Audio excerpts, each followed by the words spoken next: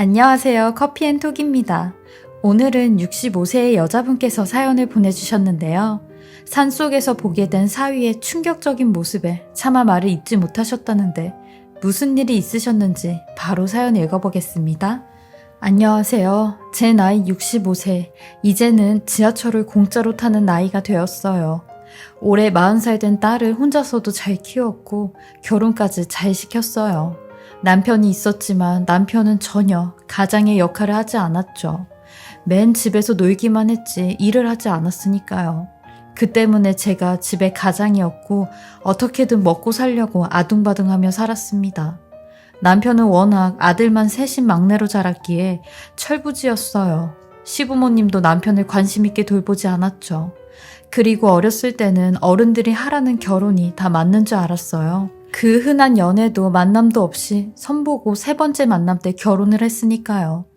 전 이런 경제적으로 능력이 없는 남편이 어디 나가서 사고라도 안 치고 다니면 다행이다 생각하고 이날 이때까지 살았어요. 저는 선물 공장에서 오랫동안 일을 하며 딸 하나 잘 키워보자고 악착같이 살았습니다. 그 먼지 구덩이 속에서도 캑캑거리며 공장에 나갔고 공장에서 일한 지가 벌써 25년이 넘었네요. 딸은 저보고 이제 그만 일하라고 하는데 저는 그럴 수가 없었어요. 왜냐면 3년 전 제가 퇴근을 하고 집에 돌아왔는데 남편이 뇌졸중으로 쓰러져 있었고 너무 오랫동안 방치가 돼 있던 터라 지금은 누워서 생활을 하고 있거든요. 그러니 제가 돈을 안 벌면 아예 돈이 나오는 곳이 없었어요. 딸과 사위가 저한테 매달 30만 원씩 주곤 하는데 그 돈도 받기가 미안하더라고요. 저도 지네들 형편 다 알고 어떻게 살고 있는지 뻔히 다 아는데 그 돈을 어떻게 받나요? 제가 이 돈은 못 받을 것 같다고 하니 딸보다 사위가 더 펄쩍 뛰며 어머님 왜 그러세요? 저희 이 정도는 어머님께 드릴 능력 있습니다. 어머님께서 아버님 때문에 힘드신 거 누구보다 제가 더 잘 알고 있는데 젊은 저희가 더 열심히 살면 되죠. 그러니까 이 돈은 받으세요. 라며 제 손에 봉투를 쥐어주는데 저희 사위 이렇게 착한 사위예요. 사실 딸 같은 며느리였고 아들 같은 사위 없다고들 하지만 저희 사위는 정말 아들 노릇을 본인이 다 했어요. 사위가 어렸을 때 어머니가 일찍 돌아가셔서 엄마 없이 컸거든요.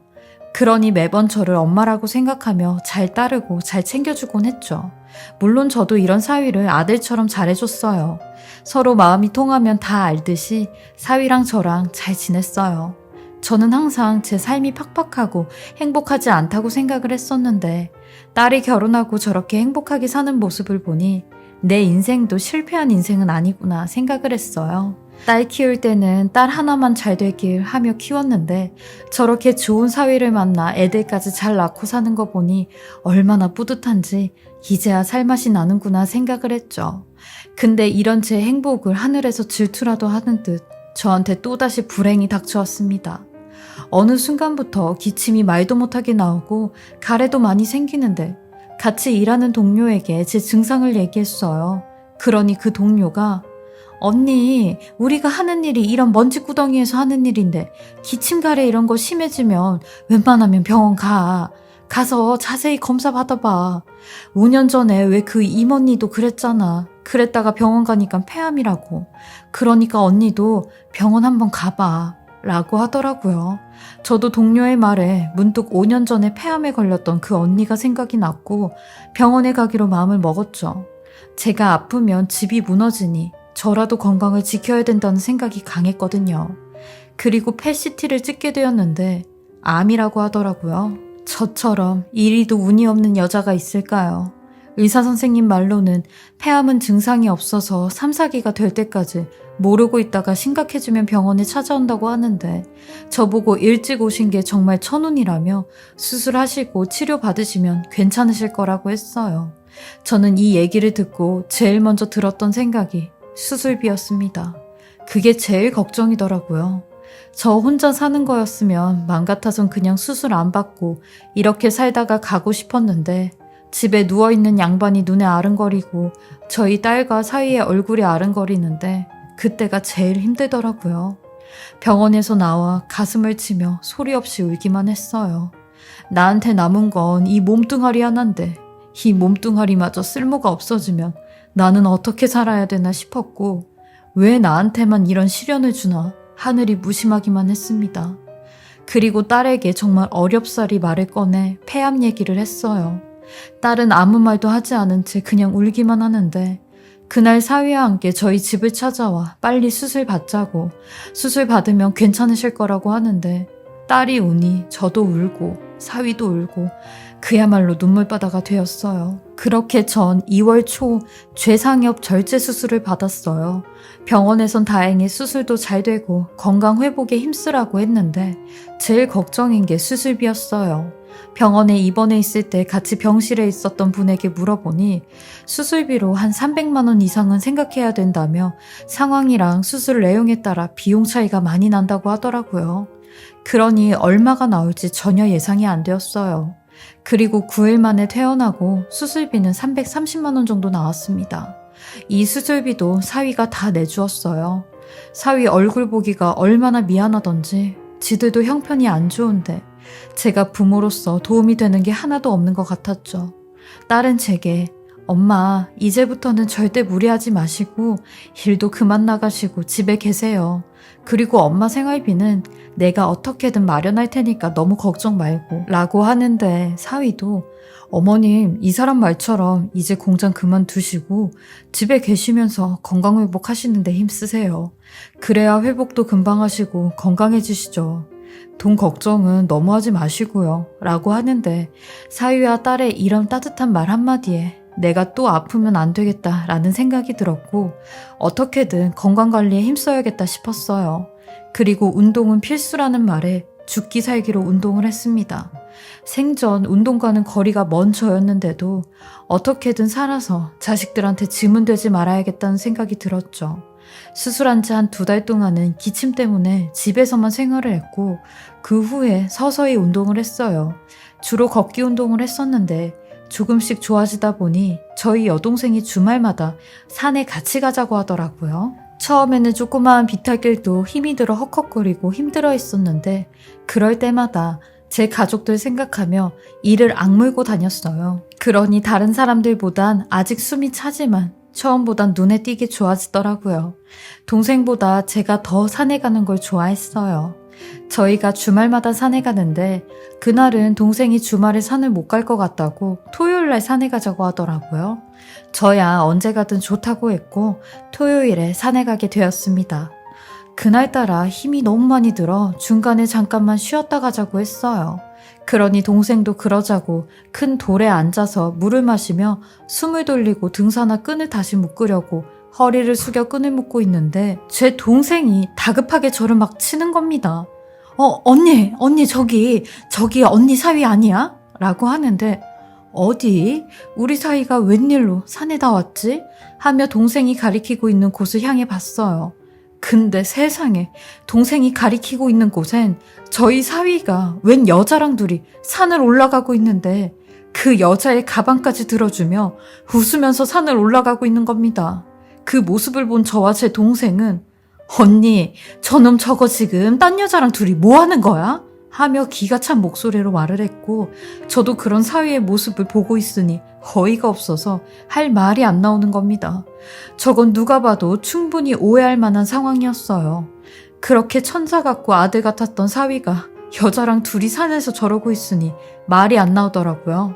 저는 동생에게 저것들 둘이 뭐 하는지 내가 따라가 봐야겠다 하곤 동생과 같이 사위와 그 여자의 뒤를 따라갔어요.